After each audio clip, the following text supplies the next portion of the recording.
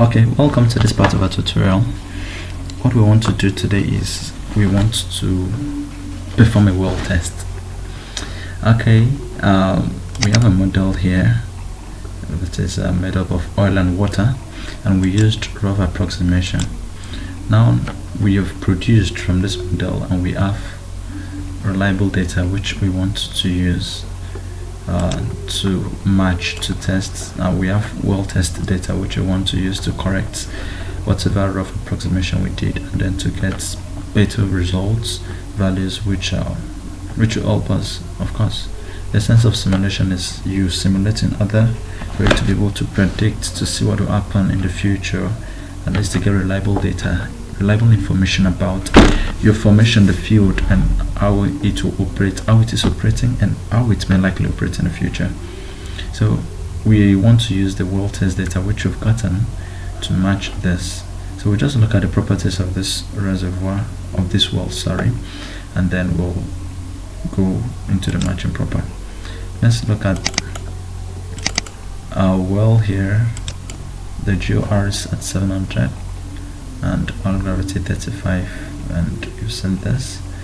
We matched this with lab data previously, and the bubble point pressure is at 3,400. Note this, bubble point pressure 3,400, temperature is at 260. Okay, so we go back to the main. Let's look at this. The reservoir pressure is at 4,000. Good. And water got 25%. Okay, let's look at this. We have the skin to be minus 1.862, formation PI to be that, and open flow potential. Let's look at this. Come on. Let's look at all of this and see how it goes. Okay, this is actually a deviated well because you see the angle.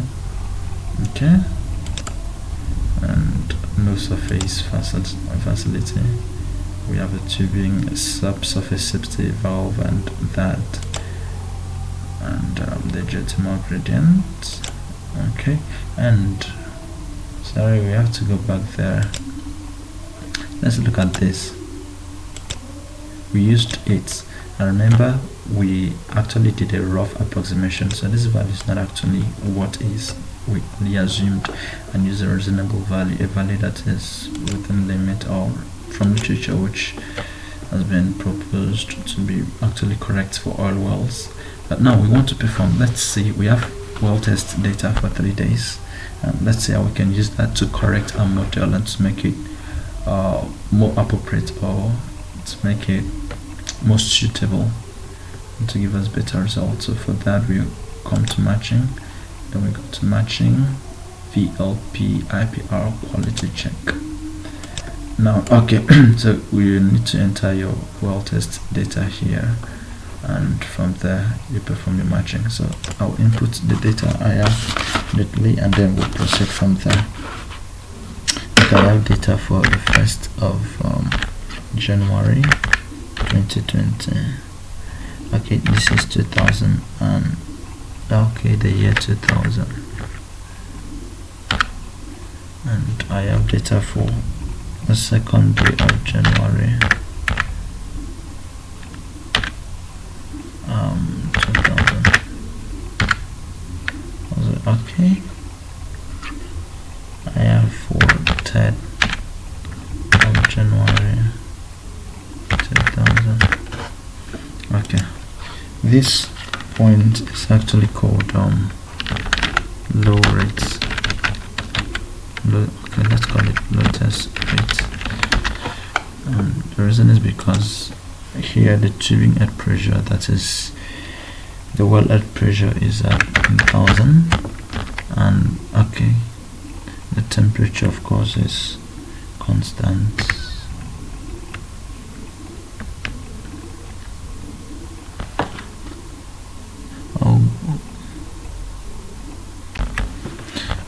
The tubing head temperature is at 150, and the water cut is at 25% for all of them. The liquid rate is at 6,100. The It's actually because of the liquid rate, that is why it is called low test rate. Anyway, let's continue. We'll see about that. The gauge pressure, it's 3655, and the gauge depth is at 10,500. okay, while the pressure is at 3655. The reservoir pressure is at 4,000, of course, from what we said there. The gas oil ratio from this well test says it is at 1,500, and okay, GOR is not specified. So we call this, let's call this medium test rate, and the last one will be our I test rate. Okay, so let's start from the medium. The medium, the well head flowing pressure is at 800, and the tubing head pressure is at 150. It should be 180, sorry. And the water cut is still at 25. The liquid rate is now at 9,800. Of course, you see it's higher than the low rate. The depth is the same, 10,500. The pressure is 3505, and the reservoir pressure is constant, of course. So it's not 400, it's actually 4,000. Sorry, I have to correct this. 4,000. Okay, now let's look at this. This is at 500, and this has gone up to 200, and this is at 25%. This is at liquid rate is now at 13,450, because you can see why it's called I test rates. And this is the same at this. This is at 3365. Okay, this is constant, and 475. I don't know what's happening to my this thing. It should be at 4,000. Okay, so this is what we have. The first thing before you do perform any matching, the first thing which you have to do is to check the quality of your test data. Of course, it's very possible to make a lot of mistakes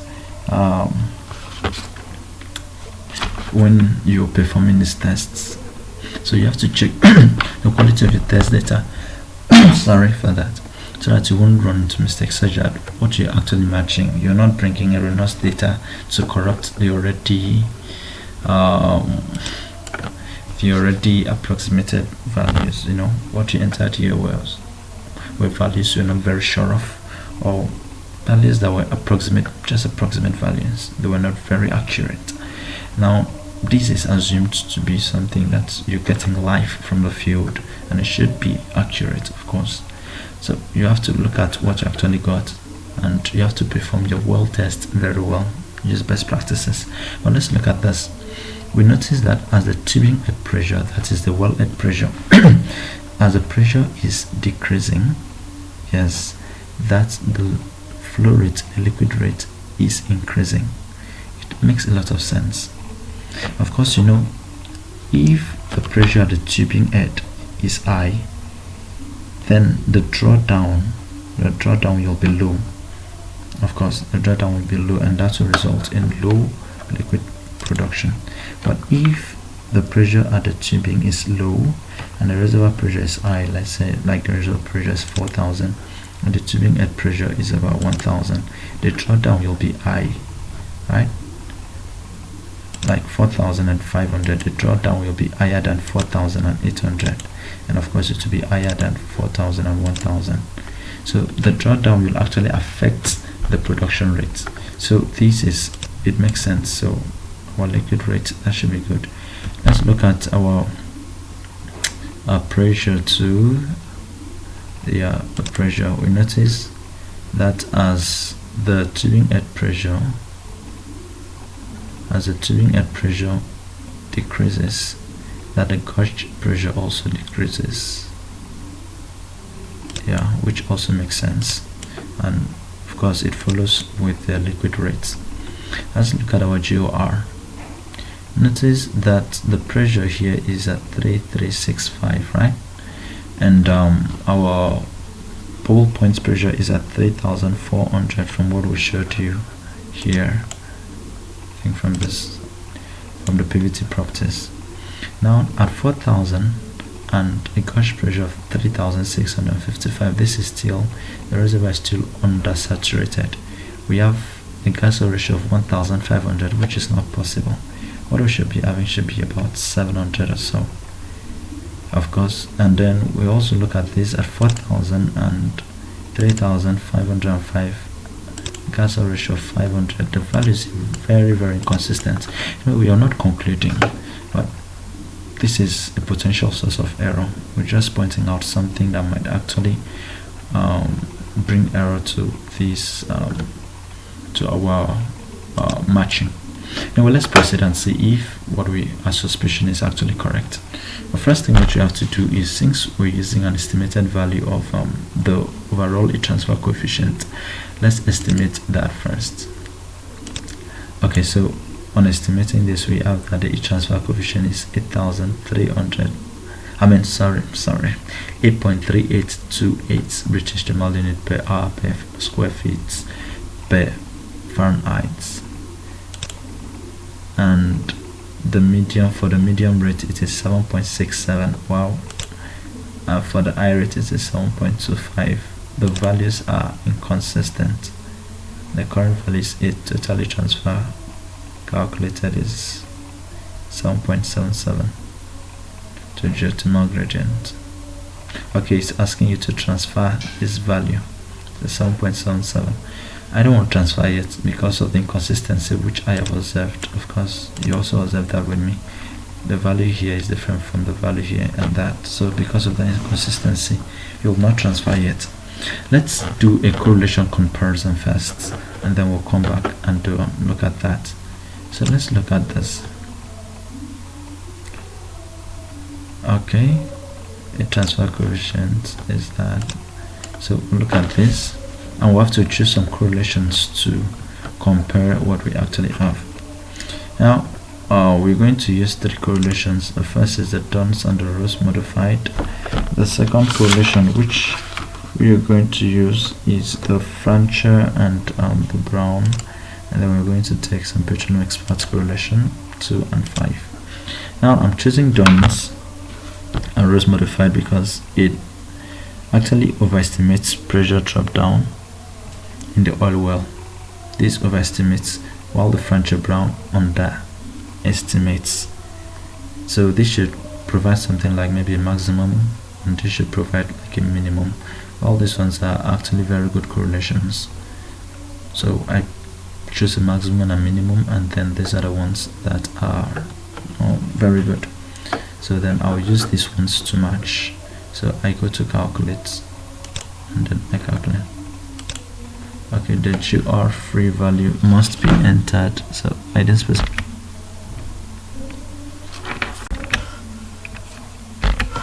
Okay, the GR free is 0. Okay, let me go back and thank you. Oh god, I was too loud.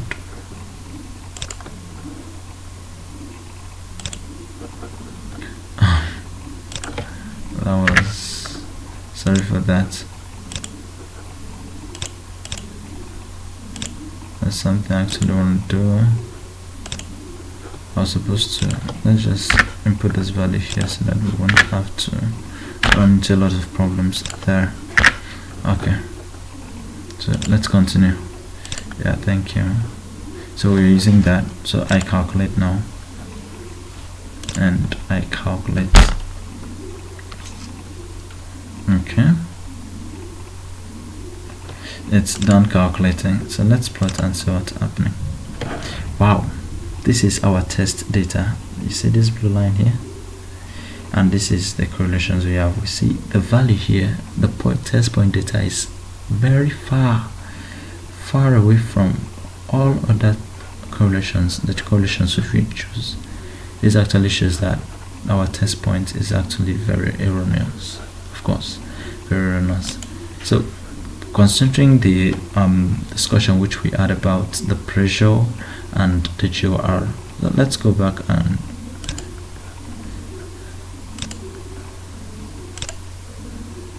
the same thing. I don't want to do this again. Cancel, thank you.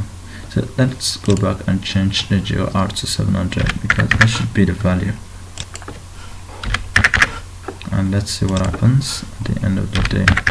So we go back and perform the correlation, the comparison again. So I'm using 700 this time around. So let's calculate again.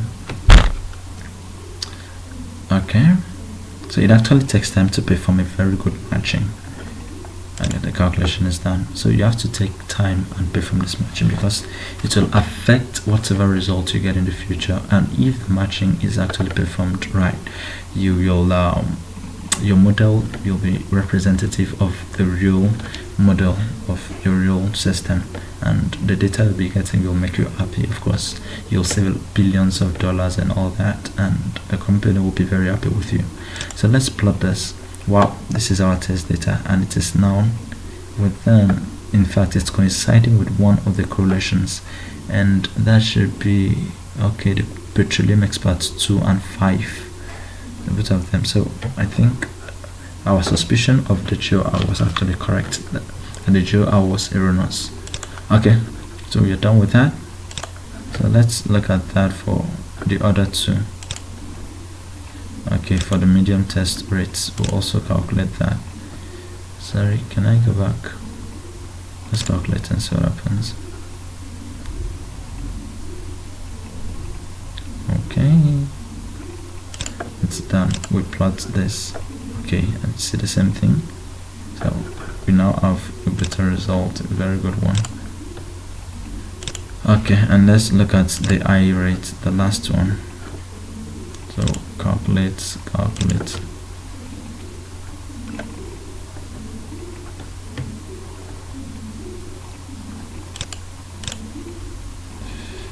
Okay, now let's go let's plot this and see how it goes.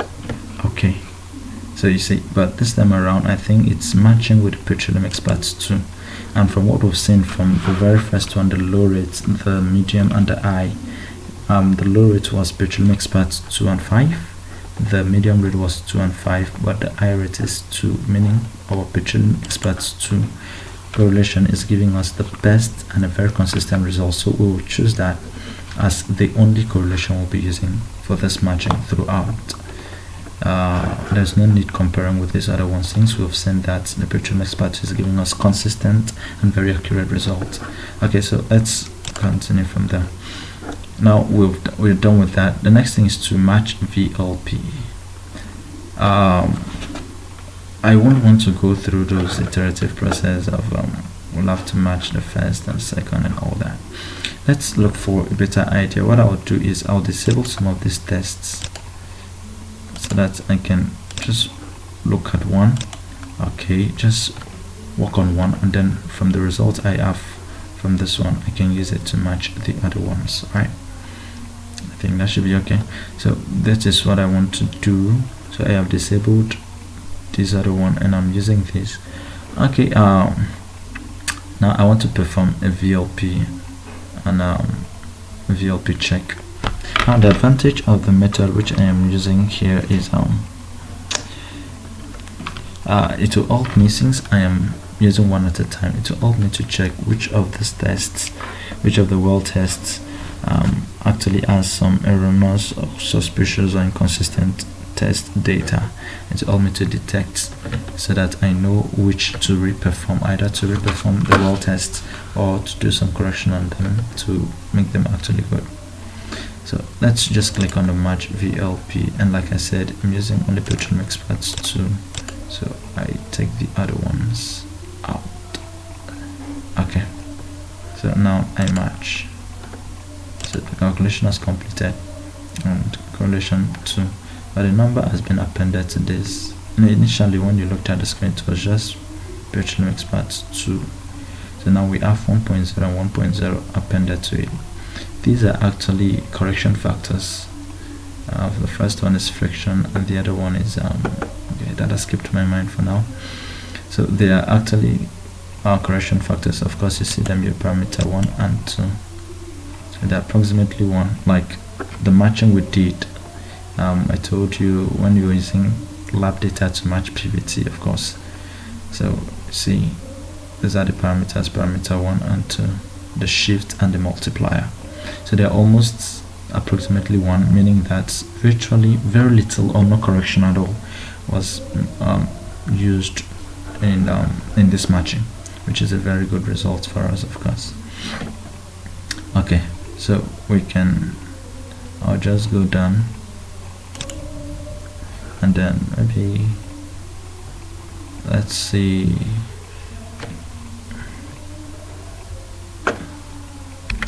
okay, so what I'm going to do is, instead of performing the same match for all of them, I'm going to enable each of them. So I enable this one and I perform a correlation comparison for it. Okay, so I'm using petroleum experts and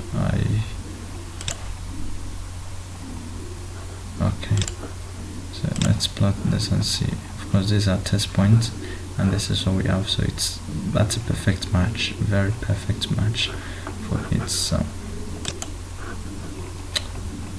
where's main? Okay, now I'll also enable this one too, and then I will use that to perform a correlation comparison for it. Let's calculate that. Calculates.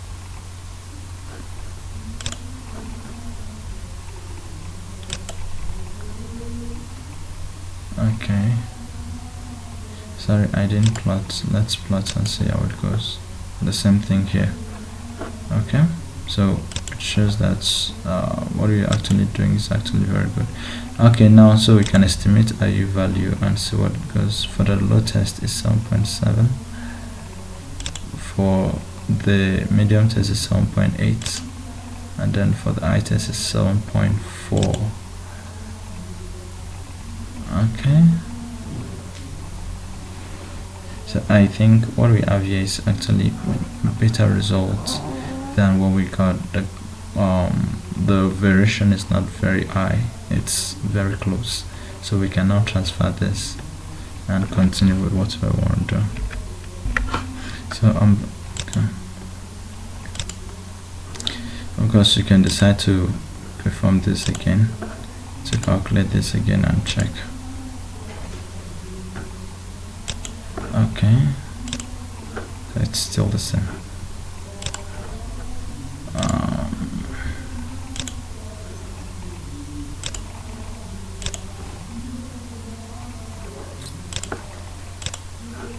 Okay, the results are still the same. For the I rates,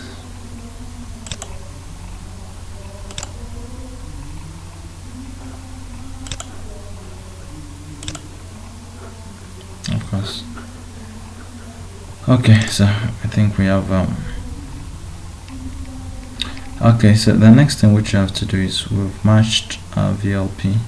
Let's look at the VLP and IPR check. Okay, so I come here and still using my petroleum experts. Okay, like I said, the parameters, the first one I remember now, the first one is gravity, yes, and the second one is friction. Okay, so the first one is gravity multiplier and the second one is friction multiplier as the parameter 1 and 2. Okay, let's just calculate this, and the calculation is finished, so we can plot, and this is what we have for the different tests. And the differences which we have for measured, calculated, this is what we measured, of course, from the well test data which we used. This is what has been calculated using the matched data which we've just finished matching, and we see that the difference is for the low rates we have a difference of 2.11%, and for the medium rates 0.8, and then for the high rates we have 0.02, meaning the high rate is the most accurate test result which we have. Of course, it's as expected. When the rate is high, we expect a steady flow, but when it is low, since it's a test and maybe functioning well, the rates will be fluctuating. It will not be very steady, and of course that is likely the reason why we have this large error, or that's not large anyway. 2.1 is, and it's acceptable, of course. It's very acceptable. It's negligible. 2.1%. It's negligible. Okay, so that is that. Of course, we see why we actually choose this. Okay, so for the bottom hole pressure, the difference is very low, 0.13 for the low rates and 0.18 for the high, and then for the medium, and 0.009 for the high. So this is very good, and of course it means that our matching is perfect. Sorry, what did I do? Okay, so we have that. So if you're looking at IPR alone, okay, we are done with this IPR. Let's calculate this and check again. It's still the same value. Okay, so we are done with this. So we can adjust our IPR if we want to, but I'm not adjusting anything here, so let's just leave this and go away. So we are done. That is how to match. So we are done with the matching, and all we have left is just to calculate or to perform some sensitivity analysis. That is, if you actually want to. Let me just perform a simple analysis and see how this goes. My top node pressure is at 300 and the water core 25 GOR that, so we'll just continue. I'm not selecting a variable. I have covered this in a tutorial. I think I have a tutorial on this, how to perform sensitivity analysis. So if it's just for you to check one of the tutorial that has this and watch, but for now I just want to check, calculate and see what I'll have, what my rate is. Okay, my oil rate is 11,361.9 and the liquid rate is 15,149. That's actually agreeable with the test data which we actually used. Okay, so that is that. So thank you very much. You can do PVT. Thank you very much for watching this tutorial.